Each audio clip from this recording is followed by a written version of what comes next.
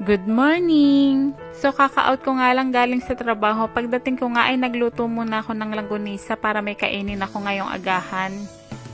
Last night na nga pala namin mamaya, after nun magbabakasyon na kami. Dito nga pala sa Japan ay may 3 long vacation na nagaganap sa loob ng isang taon.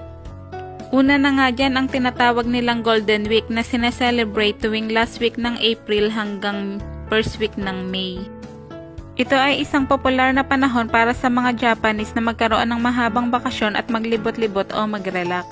Ang pangalawa naman ay tinatawag na Obong Yasumi kung saan isineselebrate ito every second week ng August. Ito ay isang tradisyonal na pagdiriwang at panahon ng pagbibigay-pugay sa mga yumao nila. At ang panghuli naman ay ang tinatawag nilang Shogatsu or New Year, na magi-start naman ngayong December 29 hanggang sa first week ng January. Pero hindi lahat ng company ay pare-parehas ng haba ng kanilang Yasumi or yung tinatawag nilang holiday.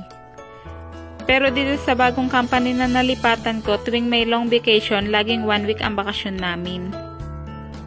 Doon naman sa una kong company na napuntahan is 3 to 4 days lang kasi may sinusunod kaming company calendar. Meron din naman mga company na walang bakasyon tulad ng mga nagtatrabaho sa food processing at sa mga caregiving.